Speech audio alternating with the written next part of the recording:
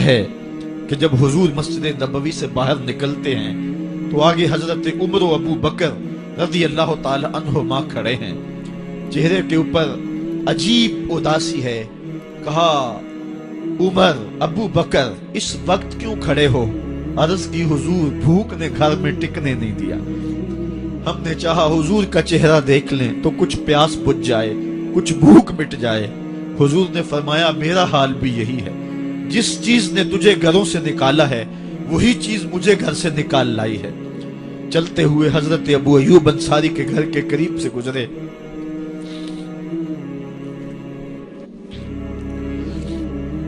حضور کی خوشبو پا کے وہ باہر آ گئے۔ عرض کی بندہ نواز آج میرے مہمان نہیں بنتے؟ حضور نے کہا تمہاری مرضی۔ گھر لے گئے، چٹائی بچھائی، حضور کو بٹھایا، گھر والوں کو بکری کا بچہ ذبح کر کے دیا، کہا جلدی جلدی کھانا تیار کرو، میرے آقا کو بھوک لگی ہوگی۔ یہ کہہ کے واپس آئے، حضور کے پاس بیٹھے، نظر چہرے پہ پڑی تو گھبرا گئے۔ نکاحت کے آثار اتنے واضح تھے کہ سمجھ آ رہی تھی کتنے دنوں سے حضور نے کچھ نہیں کھایا۔ اٹھ کے باغ میں چلے گئے، کھجوروں کا خوشہ توڑا، حضور کے سامنے رکھا، کہا بندہ نواز جب تک کھانا تیار نہیں ہوتا یہ کھجوریں تناول فرمائیں۔ تھوڑی دیر کے بعد کھانا دسترخوان پہ لگ گیا، حضور سے عرض کی گئی حضور آئے کھانا تناول کر لیں۔ حضور نے دسترخوان پر تشریف فرما ہو کر کے حضور نے کپڑا اٹھایا تو حضور نے جب دیکھا کہ کھانا ہے تو حضور نے ایک روٹی لی اور چند بوٹیاں اٹھائیں اور ایک خادم کو بلا کر کے کہا جاؤ ہمارے گھر دے آؤ، میری بیٹی فاطمہ کتنے دنوں سے بھوکی ہے۔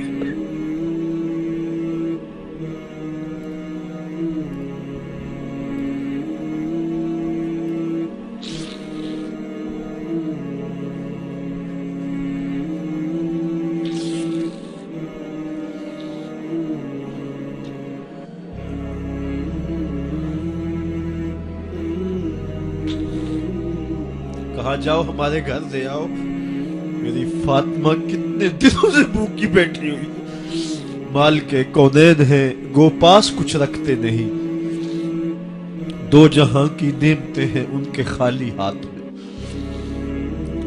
آپ کو پتا ہوگا کہ جب میرے رسول کا انتقال ہوا ہے، حضور کا وصال ہوا ہے، تو حضور کی ایک زرہ ایک یہودی کے گھر میں گروی رکھی ہوئی تھی، حضور نے زرہ رکھ کر کے اس سے قرض لیا ہوا تھا۔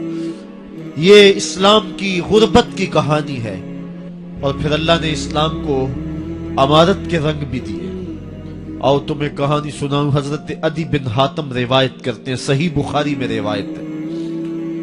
یہ حاتم تائی کے بیٹے ہیں، کہتے ہیں میں حضور کی خدمت میں حاضر ہوا، ایک شخص آیا کہنے لگا حضور غربت نے میرا برا حال کر دیا ہے، اور اس نے شکایت کی غربت کی، پسماندگی کی اور اپنی معاشی بدحالی کی۔ پھر ایک شخص آیا کہنے لگا حضور میرے پاس دولت تو ہے لیکن میں نے جس منزل پہ جانا ہے راستہ پر خطر ہے، تو میرے لیے کیا حکم ہے کہ میں کیسے راستہ طے کروں؟ تو یہ دو لوگوں نے یہ باتیں کی تو حضرت عدی کہتے ہیں کہ حضور نے روئے سخن میری جانب موڑا اور میری جانب مخاطب ہو کے کہا عدی تو نے ہیرا دیکھا ہے؟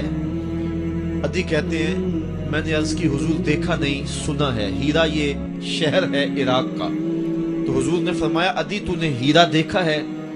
میں نے کہا نہیں حضور دیکھا نہیں، اس کا تذکرہ سنا ہے۔ فرمایا عدی اگر اللہ تجھے زندگی کی مہلت دے تو ہیرا سے ایک خاتون چلے گی، تو اپنی آنکھوں سے دیکھے گا اور مکے تک پہنچے گی اور اللہ کے گھر کعبہ کا طواف کرے گی، اور اس کو ہیرا سے لے کر کے مکے تک اللہ کے علاوہ کسی کا ڈر نہیں ہوگا۔ کہتے ہیں کہ میں نے دل میں کہا کہ پھر بنو طے کے ڈاکو مر گئے ہوں گے جنہوں نے عرب کے اوپر روپ ڈال رکھا ہے، تو وہ تو پھر ختم ہو گئے ہوں گے۔ کہتے ہیں میں ابھی سوچ ہی رہا تھا کہ حضور نے مزید میری حیرت میں اضافہ کرتے ہوئے کہا عدی اگر تجھے اللہ نے زندگی کی مہلت دی تو تو دیکھے گا کہ کسرا کے خزانے تیری جھولی میں ہوں گے۔ تو اس دور کی سپر طاقت تھی۔ میں نے کہا حضور کسرا بن ہرمز हुजूर ने फरमाया हाँ किसरा बिन हुरमज। कहते हैं कि हुजूर ने फिर फरमाया दी अगर तू जिंदगी पाई तो तू वो दिन भी देखेगा कि एक शख्स ज़कात की रकम लेकर के, ज़कात की चांदी लेकर के, ज़कात का सोना लेकर के निकलेगा और उसको कोई ज़कात का मुस्तहिक ही नहीं मिलेगा। हजरत अदी बिन हातिम कहते हैं कि फिर मैंने वो मंजर अपनी आंखों से देखा कि हीरा से एक खातून चली और मक्के तक पहुंची और अमन ऐसा था कि उसको अल्लाह के अलावा किसी का डर नहीं था।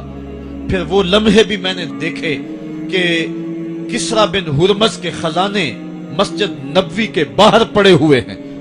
तो कहते हैं तीसरी चीज मैं देख ना सका और मैंने लोगों को कहा कि ये मैं तो नहीं देख सका, मेरी शायद जिंदगी वफा न करे, और अगर तुम्हारी जिंदगी वफा करे तो तुम देखना मेरे आका ने जो फरमाया तो दो बातें तो पूरी हो गई हैं और तीसरी बात तुम देख लोगे। हजरत यहया बिन सईद फरमाते हैं कि हजरत उमर बिन अब्दुल अजीज का जमाना था और उन्होंने मुझे अफ्रीका की जानब ज़कात वसूल करने के लिए भेजा। मैं वहां से ज़कात वसूल की और फिर मैं ज़कात लेने वाले मुस्तहकीन को ढूंढने लगा। तो कहते मुझे कोई मुस्तहिक ना मिला। फिर मैं गुलाम पकड़ता और उसके पैसे दे के उसको आजाद करवाता चला जाता। हजरत उमर बिन अब्दुल अजीज का जमाना है कि गवर्नर है इराक का, वो हजरत उमर बिन अब्दुल अजीज को लिखता है कि इतनी रकम है, इसका क्या करना है। तो उमर बिन अब्दुल अजीज कहते हैं रकम लेके यहाँ ना आना, वहां इराक के लोगों में बांट दो, जो ज़कात के मुस्तहिक हैं उनको तकसीम कर दो। तो गवर्नर लिखता है जो मुस्तहिक है उनको दे दी, अब कोई मुस्तहिक नहीं रहा तो मैं क्या करूं। तो हजरत उमर बिन अब्दुल अजीज कहते हैं जो मकरूज हैं उनका कर्ज उतार दो। तो कहते हैं कि हाँ कर्ज भी मैंने उतार दिया है, रकम फिर भी बच रही है, क्या करूं। तो हजरत उमर बिन अब्दुल अजीज ने फिर लिखा जो शख्स शादी करना चाहते हैं उनका हक मेहर अदा कर दो। मैंने कहा कि वो भी कर दिया है, रकम फिर भी बच गई, अब क्या करूं।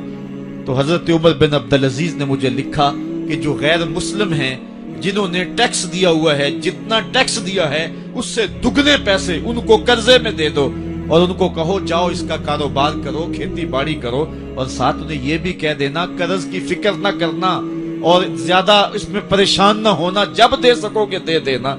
ये दौर भी फिर इस्लाम ने देखा और ये घड़ियां भी देखी जब चिथड़े पहने हुए थे, जब पैवद लगे लिबास पहने थे, जब पेट में डालने के लुकमा भी नहीं था।